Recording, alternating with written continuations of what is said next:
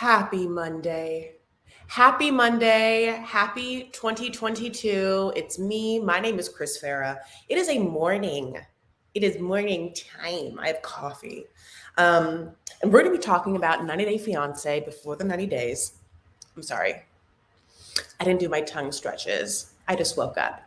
We will be talking about 90 Day Fiancé before the 90 days, season 5, episode 4. I got to get my Caleb voice on. I got to enunciate my Caleb voice. Wow, when you walk in that mosque, you really feel something. Anyway, so it's gonna be so nice to see you all. I'm sorry I'm a little late, and I'm excited to be in the morning time with you and just feel a different energy is the word that I wanted to say there, and then I just decided to be cute about it. I just wanted a fresh morning start for this. So I love you guys. Thanks for being here. Hi, Renee. Hi, Marie. Hi, Monica. Hi, Lupe. Robert. Hi, Vanessa. Honey, Habibti. Oh, look at Mr. TL Snow. Lisa, I'm so sorry I can't watch this morning at a webinar. I love that people just first of all, Lisa's the sweetest. And it's supposed to be paying attention. Just need to say Caleb is a D-bag. No worries. I know that people do have work. So I get that is also what happens Monday morning. I have not brushed my teeth yet because I'm still drinking my coffee. Okay, my baby boos.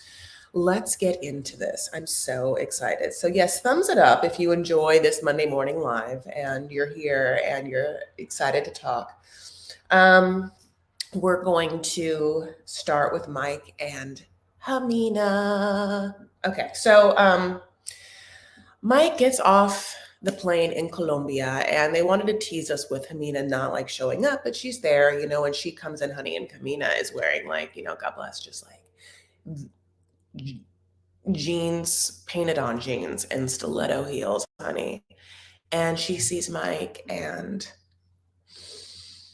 she gives Mike the reaction and greeting that he wanted, which was I love you and kisses and hugs. And there's this shot of Mike's eyes over Ximena's shoulder as she's hugging and kissing him, and the peace, relief, joy that man is exuding from those eyes through the glasses that I'm seeing is very intensely happy. And I think that we have the ability to juxtapose the different airport greetings, for instance, the Alina greeting wasn't as physical. So in this moment with Mike, I'm happy that he's happy and he's getting what he wants, even though the viewers are we'll see how long this one lasts, honey. So he's shorter than she thought. He's shorter. Everyone's a little smaller. Everyone's a little smaller than everyone else thought. It's the opposite of TV. When you hear TV makes you gain weight. Oh, wait, no, the people are smaller. Yeah, people always think people are smaller in real life than they are on TV and video chats. And the same with Mike. I guess he presents very tall. Can we all agree Ximena is not 24? She looks much older. Eek. I think that Ximena has lived, my love. I think she's lived a lot in the 24 years that God's given her on this green earth, honey. I mean, she's just, from her lips, honey, she's probably seen some shit. It's probably scarred her both emotionally, mentally, and age goes somewhere. So I don't know why I keep going. I'm really gonna not like that. I think it's because for some reason my mouth's dry. This water. And by water I mean coffee. So Mike gets a text in the cab, and Ximena for whatever is on it, and she's like, "Who's that from?" And he's like, "Oh, my dad." And she's like, "Well, why'd you erase it? Why'd you erase it then?" And he's like, "Te amo." Mike has done some diligent work to learn Spanish. And she has been taking her man's money, honey, and then not learning any English. I mean, not one. And, that shows. I can't tell if Mike doesn't know what she's saying. I think he doesn't know. I think that the te amo just happens because it's like, como te amo, como te amo. Like, como te amas is like, what are you called? But just like, what is your name? It's just like, te amo, te amo, te amo, te amo. Te amo. We know that Gino.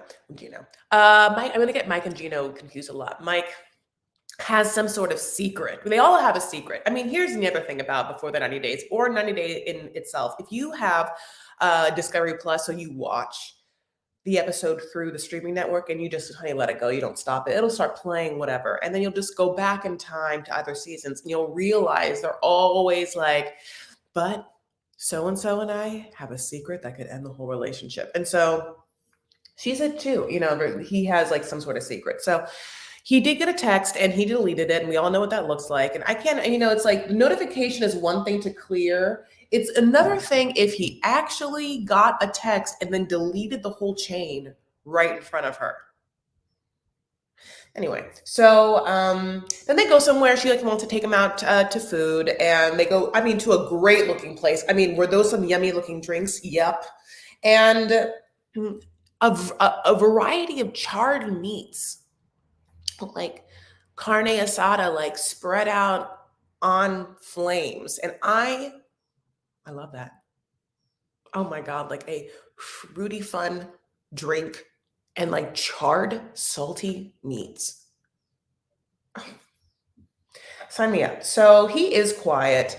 She doesn't really know how to deal with that, but he doesn't know how to speak a lot of Spanish, and she really has not done any Englishness. So okay, where did I put that? All right. Okay. Oh yeah, there it is. Okay. We then go back to Ximena's house, the Ximena apartment that has like features, like living spaces provided by Mike, right? It is like all the brand new furniture. And the whole family's there. We meet everyone. Her mom, her dad, her dad's wife, and the dad's wife, honey, is younger than, it's like, it looks like one of Ximena's kids. That's a young looking wife.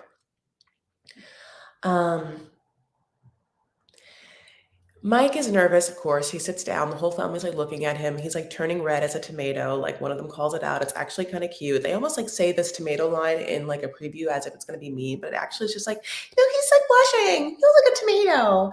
I thought he would enjoy it if like it happened. It didn't seem out of meanness. It did seem like the family truly was like, this is a very shy man that is paying for this entire apartment. And Ximena they probably have like different judgments on whether they think Ximena deserves this. So God bless. And whether it will last. I will say that Ximena's two sons are obviously very cute. And this little one, honey, this little one who's like, daddy's in prison, God bless, is like staring at Mike, just like. And the older son is, let's just throw out a number, 5. I don't even know, less than, right? And that little young son at one point, okay, this is a crazy situation. Let me just back it up. Ximena's dad, twice now in this season, has been like, I don't know about Mike. I don't trust Mike. I just don't know about Mike. I don't know if he's good enough for my Ximena. And we're all kind of like, oh, okay, hey, daddy, did you like ever think about like any of the other people that she's been with? Where do those guys stand up in your mind? Only because it's like, she definitely had 2 kids by 2 dudes that like are not here. And from what I can see, didn't buy her a living room set, nor a refrigerator, nor a blender, not even a blender, but definitely not a blender. The dad is like, I don't know. I just don't think he didn't learn Spanish. So I don't know how he can talk to the kids. And I'm like, yeah, okay, totally. Yeah, that isn't actually not a bad point. He learned more Spanish than your daughter did, just FYI. And of course, we don't know what like Jimena's told the dad, like, yeah, Mike is just gonna pay for my whole life and move here and pay for my life here. Or if Jimena's like, no, Dad, I'm probably gonna move to America, only in the sense of like, all right, Dad, where do you think your daughter and your grandkids are going to be? What country? If you think they're gonna be there, then that makes sense that you're like mad that Mike didn't learn Spanish.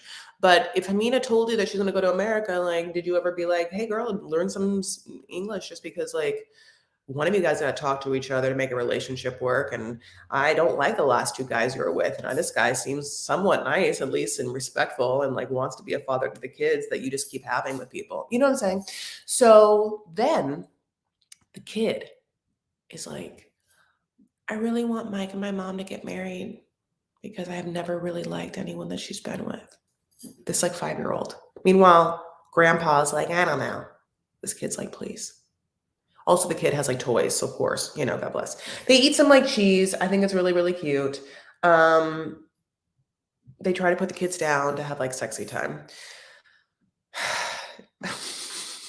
She didn't learn English, sir. I love you guys so much. They don't like Mike, but they like what he pays for. I don't think Ximena wants to come to the U.S. She wants a better life where she is, kind of like Rose. Okay, well, interesting. So, you know, and I just brought up Gino and Jasmine, and actually I realized it was not a big segment for them. We got like an aftermath, which is I'm guess happy for, but like barely anything. So we can go into them. But yeah, we'll see. With Mike and Ximena, like it doesn't bode well. It's interesting that she does at least want some preliminary sexy time with him, or she wants like some alone time or whatever, but it just feels like this person's gonna get his heart hurt. And that Ximena just like knows what she wants, which is like a big bad guy to just like throw her around, honey, like in bed and whatnot, you know, and real mask, like protective vibes like that, you know. Meanwhile, her like son's like, please, this man will just buy me a fireman costume, please, mom, please. Even that little one likes him. You never get to see that little one in its own bed, you know? It's always so funny when people have to put kids down on 90 Day Fiancé because it's always awkward to watch them put the kids down for so many reasons. A, there's like always like blaring Vegas style lights in the room. You're like, what kid's gonna be like, okay, mom, you know? Second thing, you're always just like, okay, does that kid need like a little warm bath time and some like lavender lotion? I'm always thinking that, like, or you're gonna like put that kid down like with not a nary a blanket or anything and just like in the costume it was wearing. I don't know why I keep saying it for the kid, you know what I'm saying? This is because I use the term because there's been many kids that like have been put down and I think improperly or not effectively. So, you know, we're going to, in this episode and the next episode, get into the reviews of the bedroom performances. But that's going to bring us into Gino and Jasmine. Again, not a big segment from them, but okay. Gino, last we left Gino, didn't take a blue pill because he didn't know if Jasmine was still mad at him. And then she comes out of the shower, honey, looking like blue fembot. And he's like, whoa, okay. You know, and then she's like, do you want to go take a shower? And he's like, no, you know, and then she's, let's cuddle first, you know, and so he starts to cuddle bunny. But then the next day, he's still in the same clothes. So that cuddle turned into what is described by Jasmine as a savage session. That he was savage. He was savage with her. Now, my mind raced. Didn't yours? At one point, Gino's talking to the producers and he's like, she really blew me away. Producers are like, are you okay, Gino, and Gino's like, just got the giggles. They're just like, what? And we're all like led to believe that he, A, is obviously in crazy, but also B, like perhaps was saying that she, in fact, maybe like blew him, right? Like, is that the double entendre? Okay. And then when a female says that sex and or someone's performance is quote unquote savage like, without getting too graphic for the females in the room, like what does that mean to you? I mean, like, how would you look into that? Now, I think blanket black and white is if I was to say that a man's performance in bed is savage, I would say strong, virile, uh, forceful, not like forceful, but like sort of knowing and assertive and intent with intent.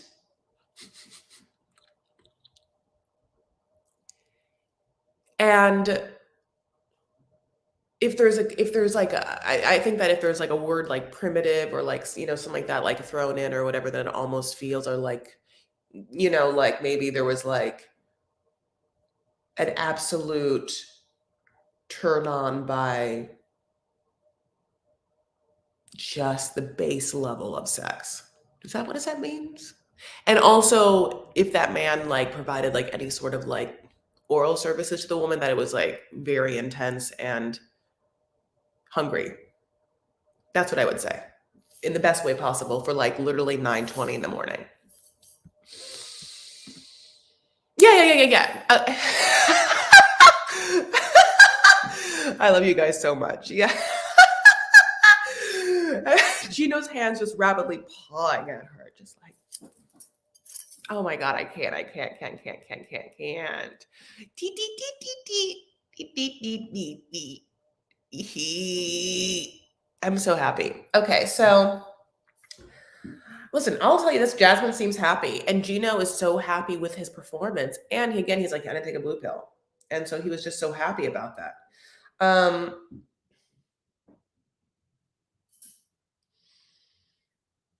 Oh, I see. Okay, so then basically after this, she's like, I'm real into it. Let's go down to Old Town, you know, I almost said Pasadena. Ha ha ha. Old Town Panama. Old Town Pasadena. Which is also beautiful. And I mean, again, Panama just looks gorgeous. So this old town is like beautiful architecture. I mean, shopping would look like a bazaar. He like takes her shopping and she like gets mad at his exes or whatever, like calls them stupid. And he's like, I would just say they're not stupid, they're just exes. You know, like we're like, okay, God bless. You know, we think that she's gonna like chew him out for that, but he doesn't. She doesn't because she's still like, I guess, stigmatized. God bless. So,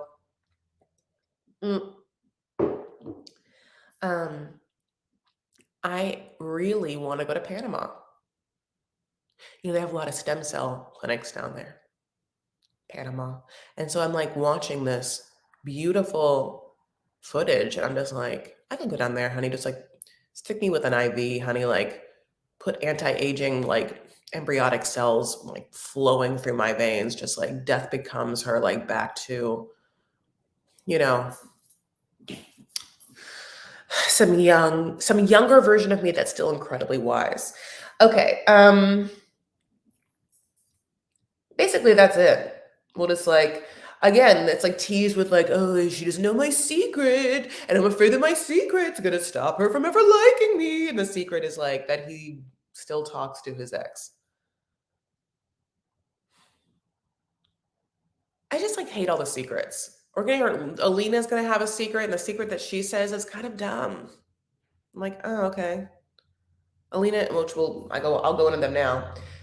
Like Alina's secret at one point is like, Caleb doesn't know that I was living with one of my exes up until recently. He doesn't care, honey. Like one thing about Alina, like you should understand this man does not care enough about you than you think that, or like not care about you as much as you wish he did. This man cares about, honey, himself. He's like a young Caleb. You know, he's like running around literally Arizona, putting his like peony and cacti and whatnot. God bless. He does not care about you enough to like. I cannot imagine Alina being like, Caleb, I was living with my ex-boyfriend up until 4 months ago, and him being like, wow, Alina, I was monogamous with you the entire time. I didn't know. Chris, you forgot to mention Mike. Wait, sorry. You forgot to mention with Ximena and Mike that Mike's dad contacted him and deleted it. No, I said that. Why are these dorks so sketchy? Lupe, where were you? Mommy, I absolutely said it. I said it. I mean, I did say that. I said like, because my question was, I said it. And then I was like, why did he delete the notification on the screen? Or did he like clear it? Or did he delete the actual text chain? Like, what did she see him do? But you know what? I talk real fast. But Jasmine reminds me of Lorena Bobbitt. Yeah, Mickey, she does. By the way, thanks for really like aging us out with that reference.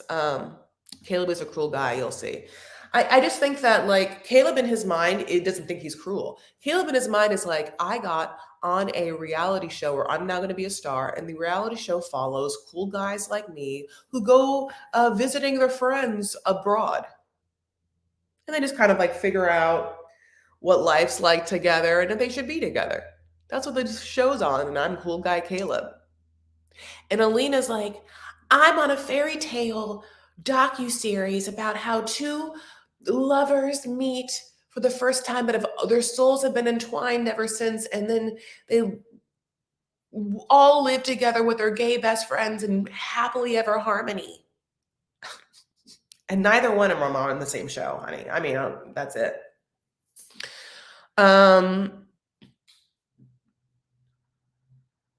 So I'll go to Alina and Caleb. Okay, so he brings her a Turkish coffee in bed. It's like one coffee. You're like, why didn't you make two? Okay. Where do you get the coffee from? He like comes in, honey, like he thinks he's like one of like a Grecian god, like feeding like a goddess, Grecian god like servant, like feeding like a goddess, like on some sort of cloud. He like comes in like shirtless, like his like hair wet. He took that shower, honey. It's like cascading down.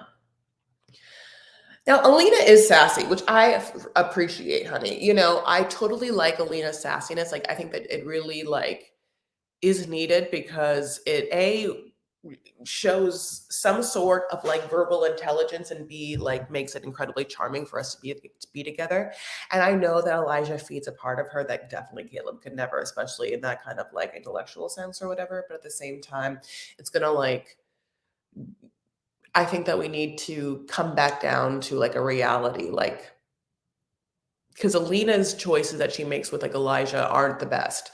At the same time, I don't think that she's like adequately like in reality with Caleb. And I think that Elijah is sensing that. And then instead of being forthright with his girl, is trying to manipulate Caleb to act a different way.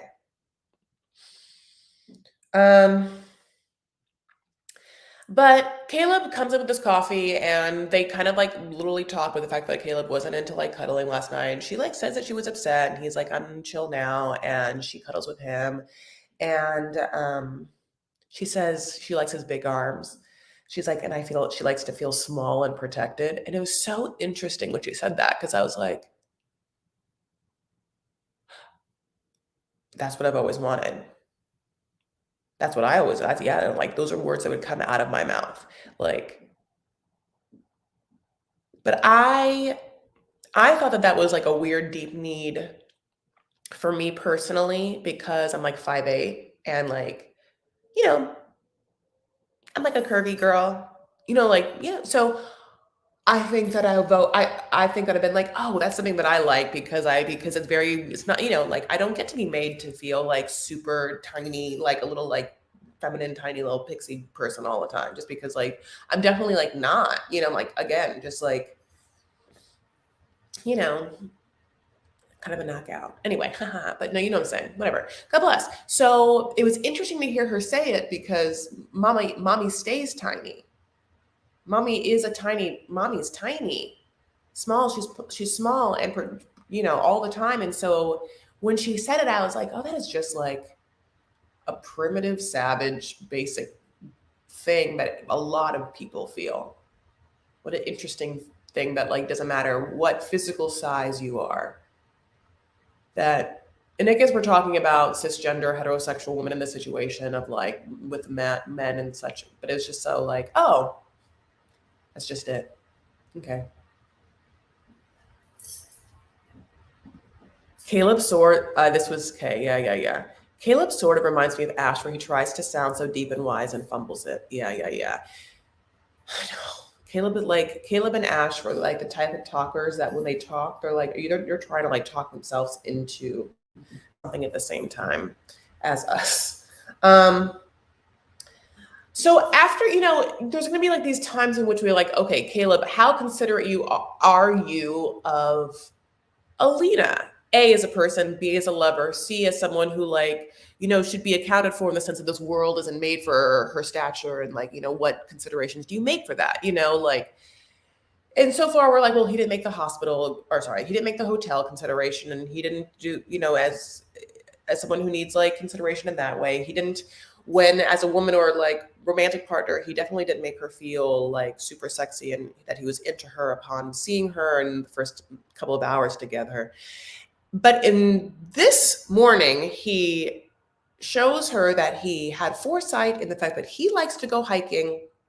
And so a way for which them to share that is that he bought a backpack, like a hiking backpack that you'd like, put a person in, but like varying age, and then you take them. Now, Alina has already expressed the fact that she's like super into being carried, like she's into it, and maybe some people wouldn't be into it. Not a problem for her. So she thinks this is great and lovely, and I think that she gets really turned on by Caleb's like athletic prowess. So I think that's something that maybe they can have together. But the first they have to go down and meet with Elijah. And they go down to this hotel, by the way, is very interesting looking. And the decor, like, I need to see more of. But Elijah's waiting, honey, for them with tea, honey. And he's like, well, good morning. How did you sleep? You're just like, okay, Elijah. Well, is what I wrote down. So then, Caleb is super weird. He's like, you're different than what I'm looking or what I thought you'd be. And Elijah's like, I don't understand what that meant. Like, did you guys only talk on the phone? You did FaceTime? Only because isn't Elijah around her a lot? Like, you never FaceTimed with Alina. And she was like, Elijah's here. Anyway, okay. Elijah's like, how do I look different? He's like, no. Or he's like, I look different. Like, what? Bad or good? He's like, no, good. You look stunning. It's an interesting choice of word because it felt like in that moment, Caleb tried to go for a word that would make Elijah happy. Stunning is an interesting word. Stunning means breathtaking, stunning. Can't keep your eyes off of someone. To be stunned by them, to be like,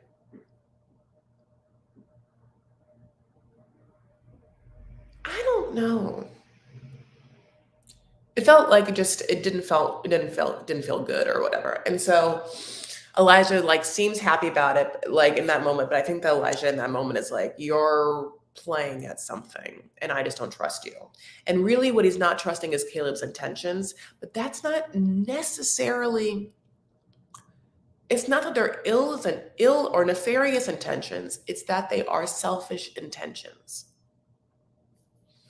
Okay, I really love you guys. And so I got to go back. I love how Lena's like, I'm not the thirsty bitch begging for no dick. Okay, so I am happy that she says that. And he, at the same time,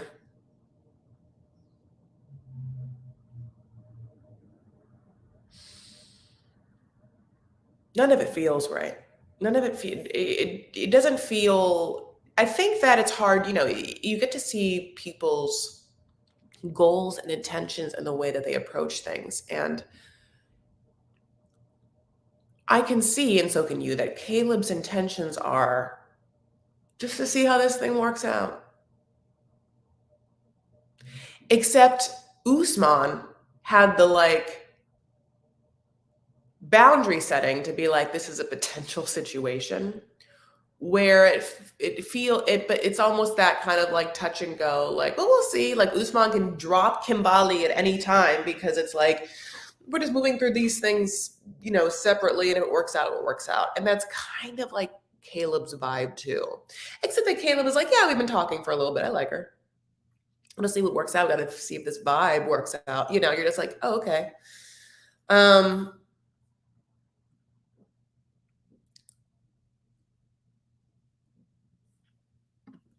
How can a man carry you in a baby carrier and then still be sexually attracted to you? The psyche for that is off. This is so interesting. I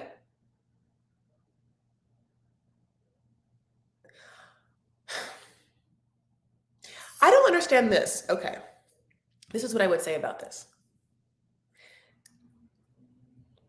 Alina seems to like parts of Caleb that are quote unquote, let's just say, textbook masculine. She likes the fact that he's tall. She likes the fact that he has big muscles. She likes like whatever, you know what I'm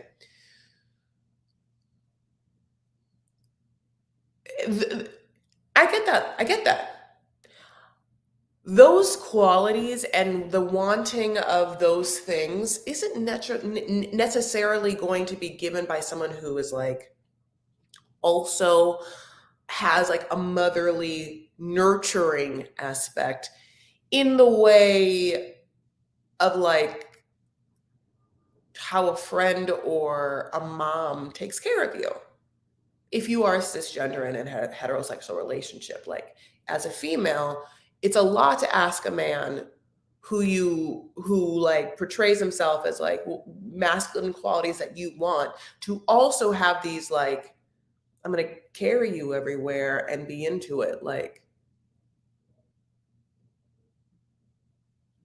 I have to do a lot of things for you. Now, there is, of course, a beautiful balance of like Caleb doing things for Alina so that her living in this world is easy, especially for them to be in a relationship. But I don't think Alina has quite accurate views on how to spring certain behavior changes on someone who has never done it before and who is like a dude, who's a bro-ish dude.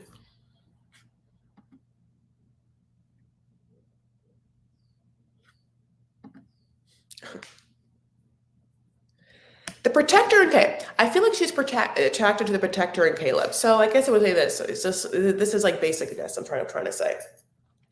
If you are attracted to the provider protector of Caleb, you know what I'm saying? Like that is like the masculine role, right? Of like, even like, provider protector is your masculine role in like, traditional situations that we're talking about, like, in the vibe of like men, boyfriends, husbands, fathers.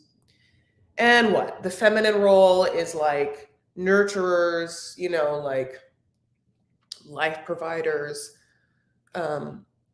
homemakers, or whatever it is, and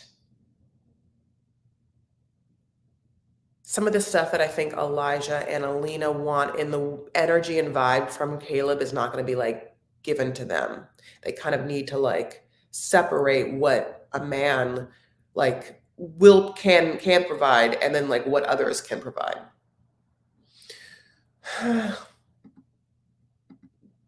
Okay.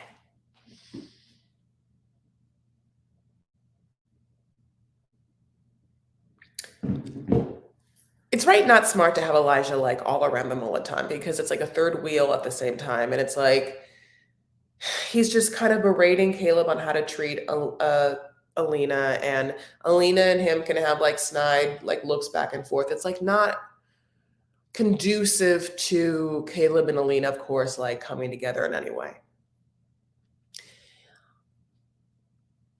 I don't think that Caleb is a bad guy. I just don't think that he's and Alina are on the same page at all.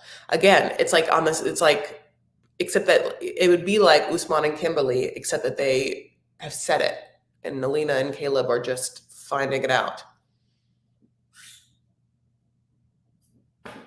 But I'm happy that they finally kiss and he throws her on the bed when Elijah leaves.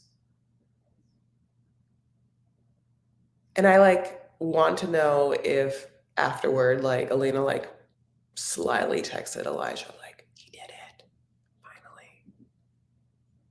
Elijah was just like thumbs upped it. Okay. Let's get into some hard talks. Memphis and Hamza. No, I guess I should talk with Kim and Usman instead of talk about that, and then I'll go into that. Okay, so Kim, honey, is icing her ankles, honey, like a basketball player, my love. She's got them swollen ankles, but she's getting ready to go out the town with her man, who I don't understand Usman at all, like, and how his life works. But Kimberly is putting on some Wet n Wild mascara, and then somehow they all meet up on a dock having lunch. I don't understand how Usman pays for any of the drinks or lunches for him and his entourage. Who's playing the entourage if Usman can't even buy himself like a video game console? Within one of his many like entourage manager friends, Bad Mosh and Slam T or whatever the hell it is like, there's this girl named Rosary, and like you should meet her. She's like super hot and like, you know. And he's like, okay, cool. I'm gonna bring back Kimberly. And they're like, oh, why? And then Kimberly like comes.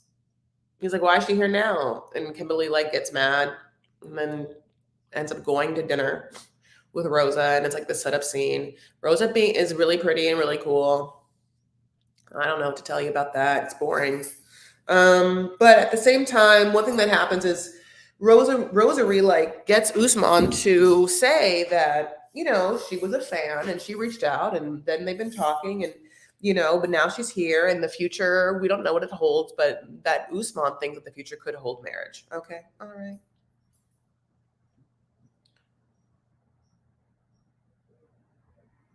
And we're actually surprised how good this Rosary date goes, because before Rosary gets there, honey, like Usman like is like a petulant child. Like Kimberly's upset, he's upset.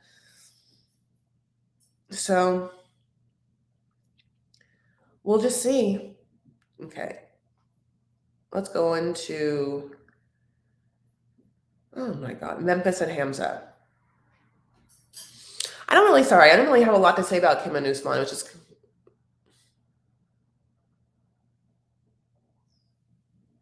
I'll tell you about Hamza though. I'm gonna tell you about Memphis, honey. I don't know what to tell you about her. I don't know. I'll tell you, Memphis has accomplished an incredible amount for someone who also had a very hard childhood. And Memphis did not have good raising. She did not have, it feels like, a moral compass. No, like a stronghold lighthouse of feminine strength, divine, like feminine energy, wisdom that she had access to and tethered to. And we are seeing the repercussions of someone who is going to let her fear of abandonment pull her into every emotional state at the time. So she gets off the plane, and, you know, it's like she's incredibly nervous and awkward about whether he's into her, and this manifests herself in being very controlling of like, how do we get here? How do we get there? He like can't understand, you know, he can barely speak English. Like, girl, stop asking questions. Like, this man, you are following this man. Obviously he's taking you back somewhere to like his house. He knows what, I mean, just shut up and follow him. She's like, where are we going now? Are we going to your friends? He's like, I don't speak English. Go away. So, she gets in the car, and I don't, you know, it's funny. It's like Yusuf is driving. He's like been so lovely. He drove his friend 2 hours to the airport, just sat with him, and now he'll drive 2 hours back. Like, and you know that Yusuf isn't getting paid anything, honey. Like maybe some yummy hummus. Maybe Yusuf has a crush on Hamza's sister. That's what I'd like to say, because that Rimwe is gorgeous. So, Yeah. Hamza's just like, how long to your house? 2 hours. And she's just like, she just like starts talking to Hamza as if his friend Yusuf isn't his friend Yusuf in the front. She's not really talking to Yusuf. She's just kind of like pissed. Am I pretty? Do you like it? Yes, I'm like it. Yes. And then of course he, mentions that they can't sleep in the same bed, honey. And this is really bad news for Hamza. I'm sorry, really bad news for Memphis, who, well, it shouldn't be. Well, Memphis, you are dating someone from Tunisia who lives with his mom. Yeah, girl. Yeah, you can't just like bone him in the bed. I don't know why you didn't know that. I mean, I do know why. I'm sorry. I do know why you didn't know that, or why that's not like entering your mind, because I feel like, again, from what I said earlier, if you had been raised right, and it's not your fault that you weren't, I think that kind of like divine feminine motherly energy, or fatherly energy, or any sort of like moral compass, wise, astute security, belies in a child someone who I think can like make some more rational, emotional, intelligent choices. What happens is there are a lot of different intelligences. And I think that Memphis has like a lot of really probably academic intelligence levels, and her emotional intelligence is willy-nilly. I mean, I don't know what to tell you. So I can't even like, I'm just kind of like, oh, you made bad choices. You're just gonna make bad choices, honey. Um,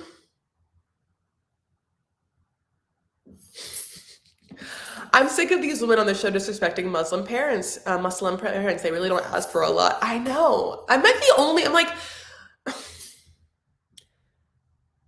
does she know that those beautiful flowers were from Hamza's mom? Anyway. Okay, so she feels like he wants to hide her, and that makes her feel like that he is not attracted to her. And the whole time I'm just like, Yusuf's face is just like, what is he hearing about this sexy time, and whether he they can sleep in the same bed, and whether like big boobies and everything this Yusuf man's hearing. They get to the house, finally go up the stairs. She's still complaining about the stairs and everything. I'm like, girl, just like, okay. It doesn't bode well. I don't understand what this relationship is supposed to be, or how she can think that she can marry this person. This person is 2 years old and she has kids. But again, she's not emotionally intelligent. I think that I'm just like leaning into understanding, what can you expect of someone who just doesn't have that capability, that like, it's hard. So they get in the house. Hamza's mom, is a little like off-putting more than I thought she was going to be, just for having met Memphis for the first time. His sister, by the way, is like, a gracious goddess who's just like so nice, like, welcome, like, you are, welcome. This is your home, and blah blah blue, and just answering every question is so pretty. It's so nice. And they're like, okay, like Memphis is like, well, where's Hamza gonna sleep? Like, she knows where Hamza's gonna sleep. She looks around. I mean, like, there's not, obviously, it's not, in suite bathroom bedroom after in suite bathroom bedroom. There's like two, girl. The mom and the sister are gonna go into one. You as the guest get the other, and then of course, like, okay, so I just think it's rude for her to ask, because it makes it almost feel for them to be like, here. Yes, no, we don't. We only have couch over here. Anyway, so then after she knows what she's supposed to do, Memphis is still like, Hamza's going to be a problem if we can't bone. Why can't we get a hotel room? It's like, girl, then get a hotel room if you can. I don't know if you can, but yeah, go get a janky hotel room somewhere where like all of the country's going to know that you're a whore. Fine, do it. Do it if you really want to do it so bad. So anyway, I'm just like so upset by this. And it's just like, I mean, like, it's not that I think that she's a whore. It's just that I want Memphis to make better choices, because I really like Memphis, but it's like, you can't, you just want to shake her. So then Hamza's like, don't worry, girl. Don't worry, girl. I'm like young, dumb, and like full of blobbity blue bloops. Like I'm going to come in the middle of the night. So they do. And we've already known Hamza's mom is like knock at like the butt ass crack. That's what she's been doing. And Hamza knows that too because he lives with her. So he knows what time she gets up and it's at the butt ass crack. We've been saying it. It's like, the minute that like pink hits and blackness turns to light gray, Yortiz, which is ass, by the way, in Arabic, should have been back on that stupid ass couch. But he didn't. And definitely Hamza wasn't like, get out. Hamza and him are talking in this 2-bedroom condo, whatever, apartment, like as if they're not going to hear a man's voice underneath there. I mean, it's also the main room is where he's sleeping in the living room. So the minute any of them are up, they walk by the couch, he's not there. So I just hate all of it. The mom's like, comes to the door, hears Hamza and Memphis talking, is like, Memphis opens the door. She sees him. She's like, oh, Hamza's mom.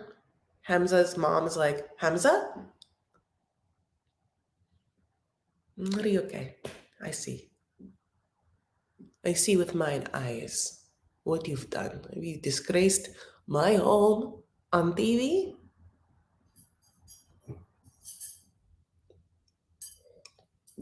She goes in the kitchen. I feel like she starts wringing her hands. Honey, my heart drops. I hate it.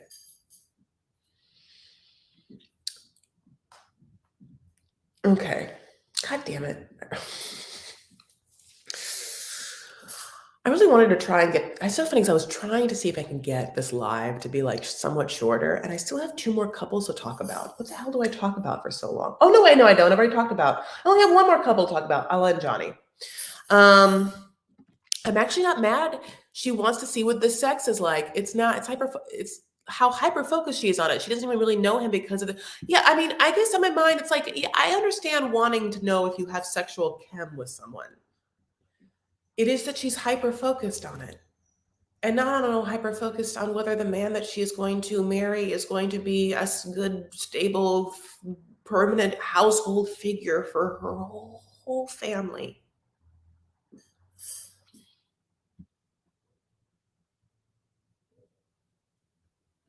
From what I said, it didn't take very long. Yeah, I mentioned the reviews, the morning after reviews that we started to have in this episode. That will take us into next episode after she gives us her early morning review. Now, listen, we already know that he's disappointed his mom in the morning. Turns out that she wasn't the only person that was disappointed by him. Hamza's a man-child, a little spoiled man-child. He knows his mom is never going to respect her now. Yep. Yes. How serious is a man about a woman if he knows, and he said, that his mom is very important to him and that her review, and not review, I said that already, her acceptance and or blessing of whatever, like acceptance of his potential wife would be important to him. For a man to make that kind of move is very telling about how he feels about himself, how he feels about this relationship, how he feels about the woman, everything. Now, I'm not saying in every situation a man wanting to sleep with you is like this. This is just, look, obviously not. We're all watching this in this situation. It's very clear what the rules are. This is their first night. This is their first night.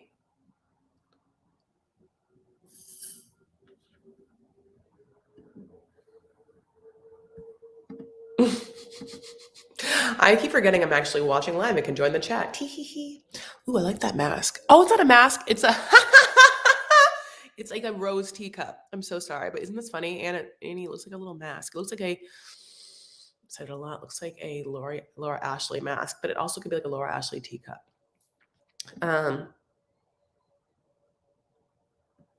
Okay. She seems hyper-focused because she has insecurity surrounding feeling attractive to her partner. Yeah. You know what? And she's not alone. I think that there's like, it's interesting because you really can see in certain like heightened situations. some inappropriate choices and or feelings that, one could have. It's like, that's a universal action and behavior that we can like see others make. But in this situation, it's spelled out for us. Honey, in 2017, we were like, why would we need a mask? Okay, so Ella puts on her white dress, honey. I don't know where she got that white dress, honey, but it's not the greatest. And she and her other two friends, her coven, all meet to put on a little coven dance spell. And they all like, I wish they were just like wearing like white sheets over these white dresses, but okay. She has been practicing Wiccan for a year, but like dabbled in college. She was like, remember like that archaic term, like a lesbian until graduation? She was like a Wiccan, a wug. And then after graduating, she just kept going. So she likes Wiccan, the art of witchcraft, because it feels like she can make her own destiny. She's proactive and to like live life, because you just like, you just like make your spells and you just like make her water, and then you just like dance around with your friends. And now they do a lot of those dances in the night and their titties are out, right? Like we just saw like a daytime PG dance because like we're on TV, but like when those girls meet, it's usually like in the middle of the night with like titties out and about, flying through the air like bats, right? Okay. We go to Johnny. Johnny, honey, is 100% getting ready for his flight, and his flight to go to America, in the middle of COVID, has him just decked out like Naomi Campbell. Not Naomi Campbell at like a Versace show in the 1990s, but like Naomi Campbell, like how Naomi Campbell like traveled pre-COVID, full hazmat suit. So he goes to an acupuncturist, what looks like traditional Eastern doctor. Maybe traditional is the word, like Eastern medicine doctor. And so we understand this mindset. So, okay. So there's an American cultural mindset about body and weight and being overweight and or being obese and or overeating and or calories or like all of that. That's very different from Westernized, but specifically American culture in a lot of ways, right? A, our diet. B, our thoughts around food. C, our portion sizes. D, like what we eat. And then E, the feelings and attitudes and culture around being overweight has like some changes, or sorry, some differences. So in this sense, Johnny's like, my girlfriend's overweight. It's not healthy.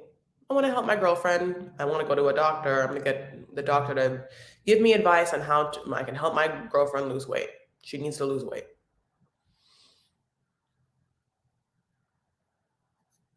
So, okay. One of my best friends, is half Korean. Her mother's Korean. And she's a stand-up comedian, and so I've done a lot of shows with her, and I'm like, she's one of my best friends, and so I've heard a lot about her mom's viewpoint towards her and her body, which is mostly just like be skinny and lose weight. They're very vocal.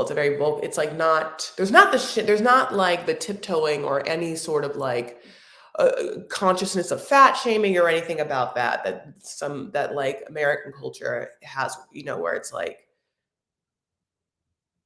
they body shame is what I'm saying. How do I get this out?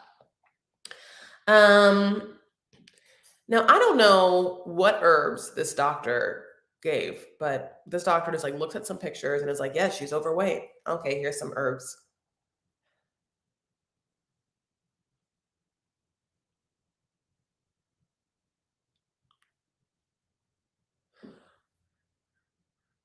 I guess what we need to know, or what I would like to know, is how much Ella really is like. Is it a priority? Does she want to lose weight? Is it a priority? And is it a situation where she's kind of saying it as, I want to make him happy, and I know I should, and so if I feel insecure about him coming and not liking the way I look, maybe if I have this thing where it's also he'll help me lose weight, there's like the promise that I will look better to him in some way, if she fears these things.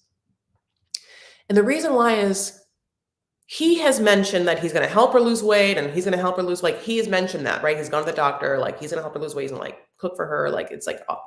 But when she's with her mom, they don't talk about what Ella has done for her own lifestyle changes, which of course is the precipice for one to lose weight. You know what I'm saying? I think that her mom looks like Ella and her mom look similar, and they have a life on the ranch, and the ranch is very manual labor. They're bigger women, like I think that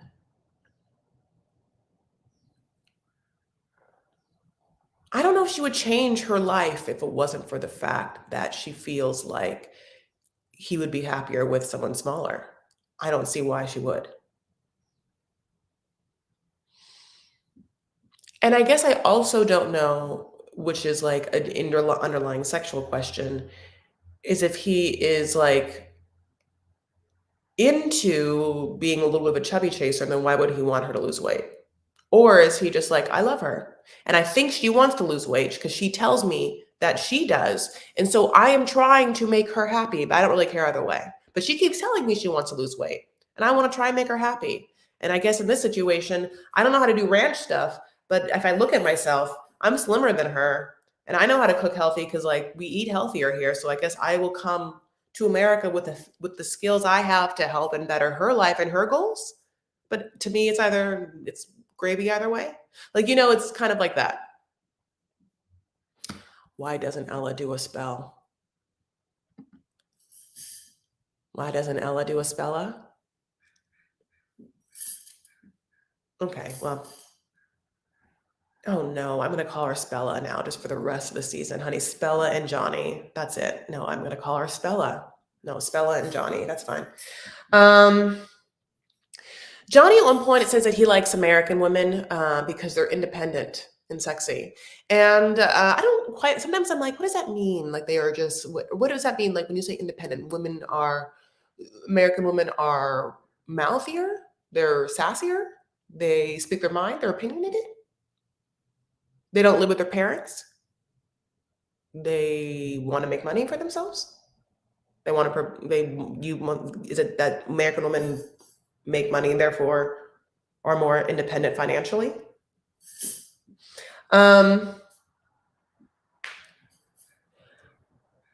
He says that he wants to be like a redneck cowboy. And when he says that, I'm into it. The other thing I'm into that he does, honestly, and I'm not like, I'm saying like the stuff about the going to the doctor and him talking about her weight and stuff, like I don't think that he's done anything super disrespectful yet.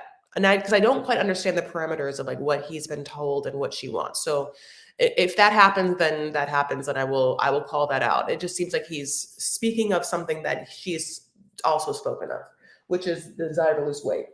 He actually goes and has like a meal with his friends, including one friend, honey. I wrote down that friend's name. That friend is named Wang, honey. And Wang looks like his mom, honey, like had him, like through a storm. I'm just saying, Wang is not a looker. Wang is like awkwardly shaped and awkwardly faced. And then Wang is like, oh, what are you going to do with your girlfriend? Like, because she's bigger. And, what are you going to do about when you have sex? She's going to push you or she's going to like suffocate you and press you down, and starts to laugh. And Johnny has I think, look, do I want Johnny to be like, Wang, shut the F up, dude. Look at you. I mean, sure, but he does it in this kind of like graceful way of being like, well, um, as you can see, some of us have a hard time keeping slim, like this one over here. Whatever, he says something like that, and people like laugh, even Wayne. So I like the fact that he stands up for his woman.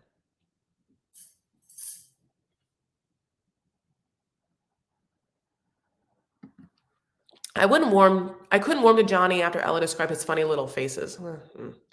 I mean, no, nothing about their sexual life makes me happy. Do I really want to hear about it? I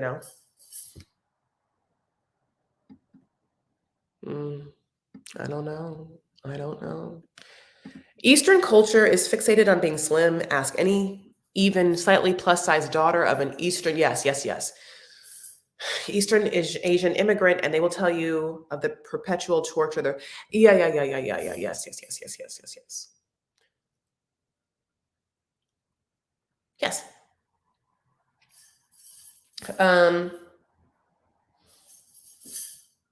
But this is what I will also say about Johnny. Johnny's like, look, I want to be with Ella. I love her personality, and I think that she has a beautiful face. And I am going to give up my job, and I'm going to leave my child with my parents, who parents are taking care of him, and I'm also taking care of the parents with my money. God bless.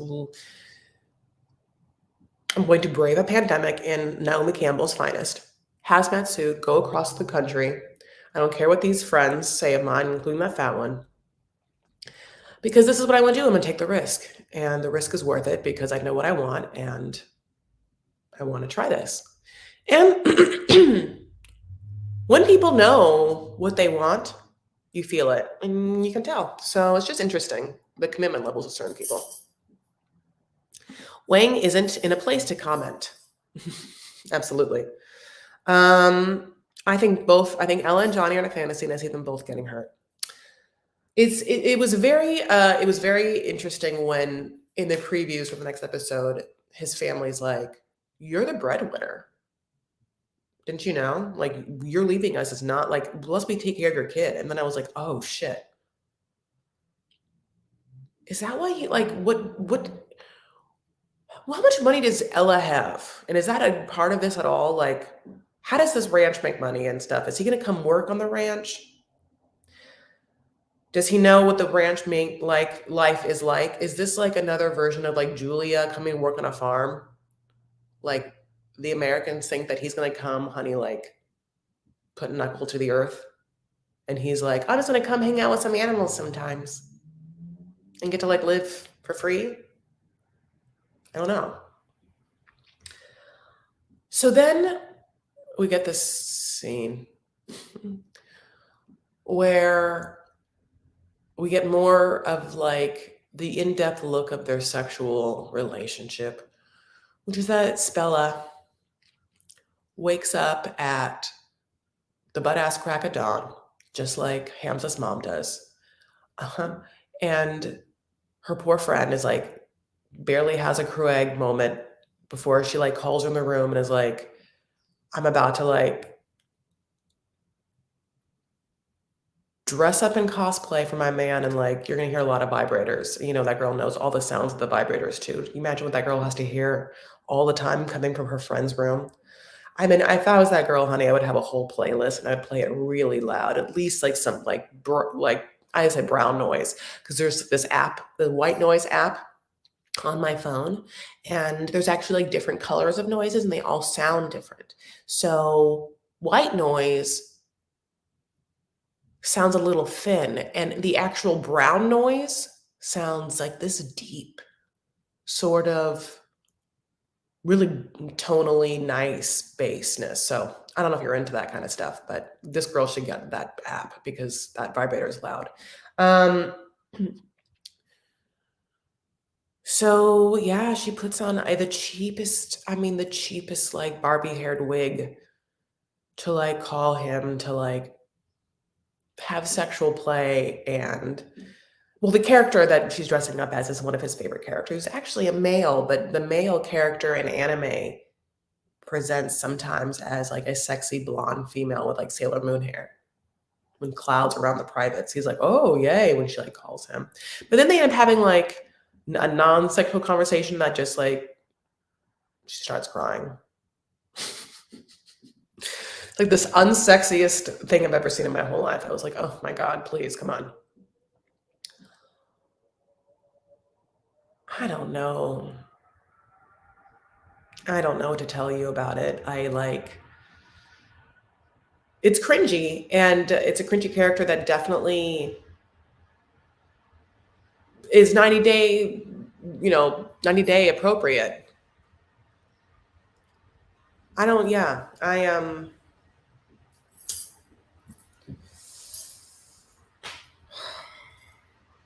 know what to tell you. I think that it's interesting because as we learn about the characters as the episodes go on, there's going to be times where I'm like, oh, we like them, or I like this person, or this person's kind of cute, or this person's charming. And then learn more things about them and the choices they're making and the choices they've made. And you're just like, oh, I can't put my all my eggs in your basket, honey. I definitely can't die on your hill. No thanks. So I have a feeling, even though I told you I liked Johnny a little bit, I think that I'm going to think it's awkward that he has made the choices that he has. Oh, Lynn J, Happy New Year, my love. Thank you so much for that super chat. That's incredibly nice. I appreciate it. Happy New Year to you too. I really hope 2020 is 2020. 2022 is really, really great. Only because, yeah, like, I don't know, the past 2 years have been. By the way, thank you to everyone who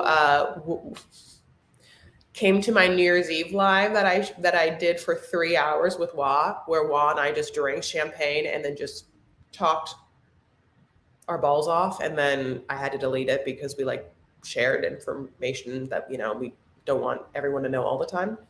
So, but if you were there, thank you for that. That was really fun. I actually had a lot of fun. Chris, who do you think will stay together long term?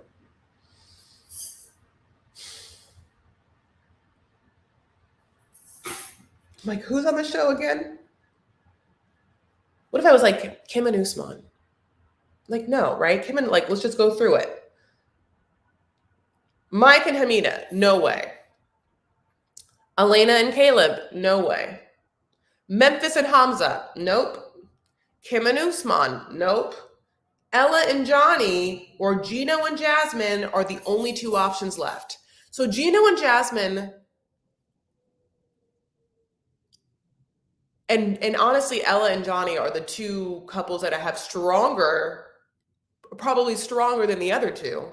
But having said that, you're like, I can't even believe it. Like, Gino and Jasmine cannot possibly stay together.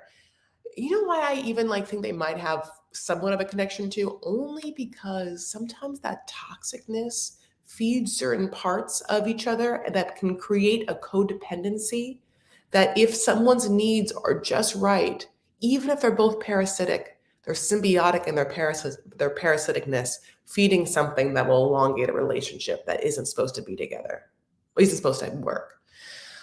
When we still have a whole other couple to meet, which they, again, like I said last episode, that other couple, like old Christian man and like two young Christian catfish women, are not even in the previews for the next episode, which means they're not in the next episode. So who knows if we'll ever meet them. So I guess in this moment, Spella and Johnny, I think they have the potential to. Okay, first of all, I'm really, really into that, like, we're all going to call her Spella now, right? That makes me happy. If you are into that, when this video is actually posted, you have to comment Spella. And at one point, know that now every live I will be saying, Spella!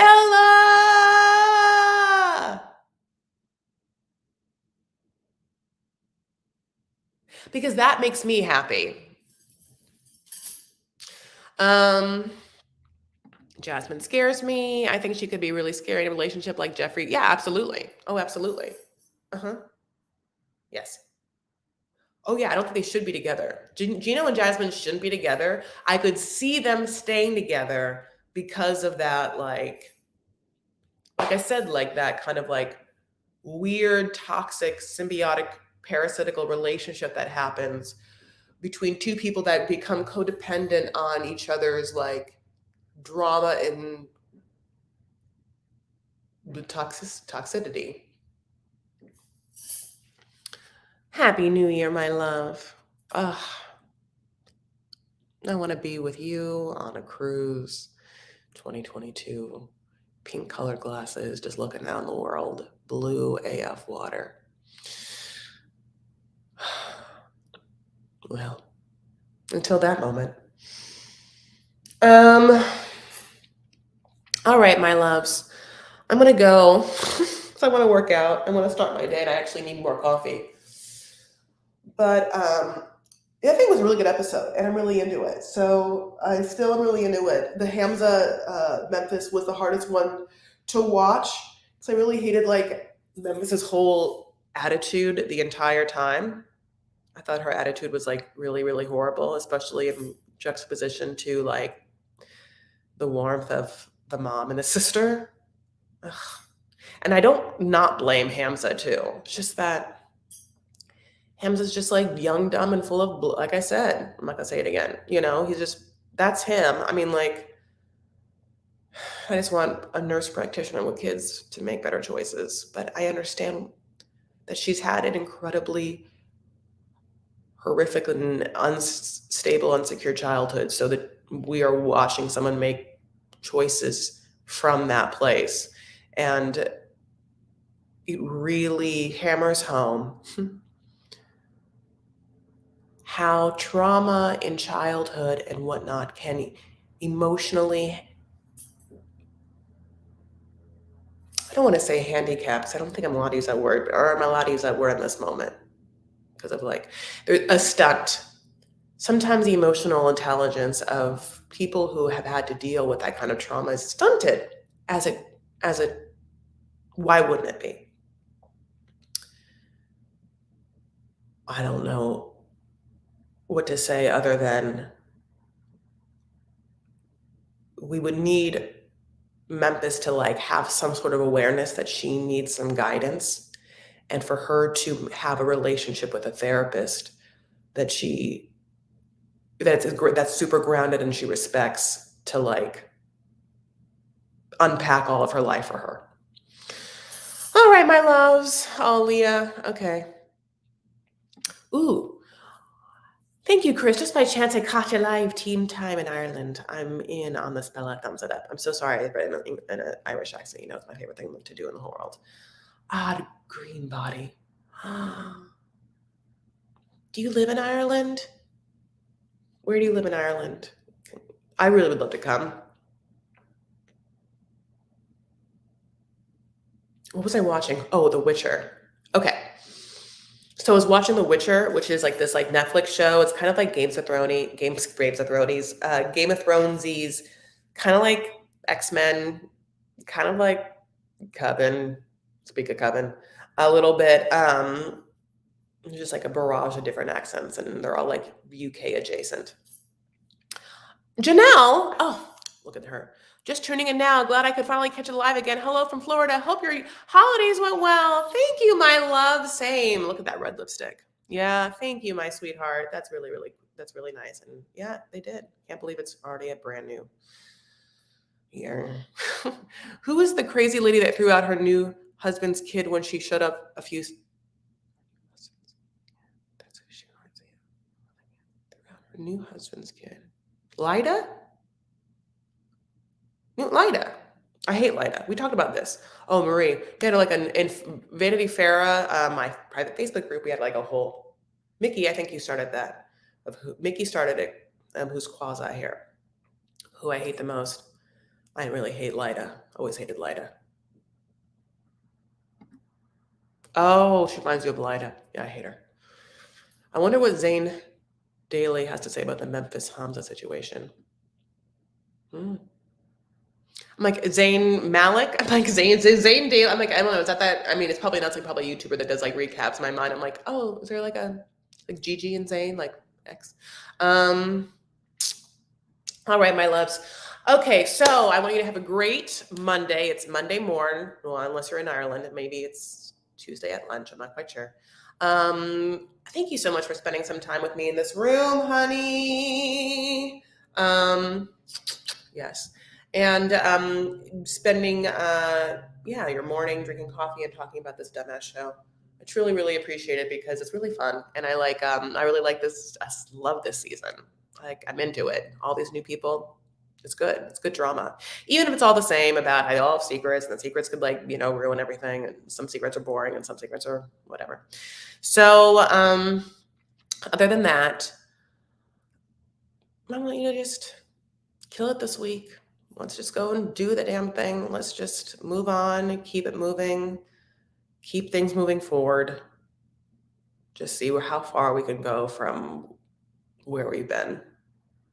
It feels like maybe just put our heads down, just grind a little bit and just don't look up for a couple of weeks and then just see if there's been some movement, because it feels stagnant in the last 2 years because of COVID a little bit for me.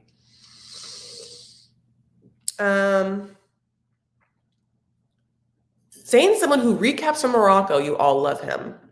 Oh, he recaps from Morocco. Okay. All right. So other than that, you can always, of course, follow me on Instagram and Twitter. I am at Chris L. Farah. Thank you to all my mods here. And thank you to everyone for just giving me your comments and just engaging with me. Lynn J for my super chat. That's incredibly, really nice. Irish accent is grand, but more west of Ireland. Oh. Yeah. Oh, okay. I haven't studied. I mean, there was just a brief period for 6 months when I was a sophomore in college that I got to study an Irish accent. And it's been a long time. And all I remember is flat sounding vowels. Flat sounding vowels. Likes like that. I. I'm overdoing it, I know. But anyway. Okay, so you're going to kill this week. It's Monday. We're going to do it. We have a lot of great energy happening for us. It's going through us, like Panama embryonic cells, administered not by Jasmine, but by a beautiful nurse practitioner, kind of like an emotionally intelligent Memphis, in a beautiful setting like Panama, just rushing our bodies through of anti-aging embryonic cells, honey, just feeding every part of us, our collagen and everything. Just feel that energy into this week. Okay. I love you guys, and whatever you got to do, get naked, put on a white dress, give yourself a little spella. I hope all your dreams come true. Take care of yourselves and one another. Stand up for what you believe. Make art. Like and subscribe to this video. Thank you so much. I really love you guys, okay? Straight up. Now tell me. Okay.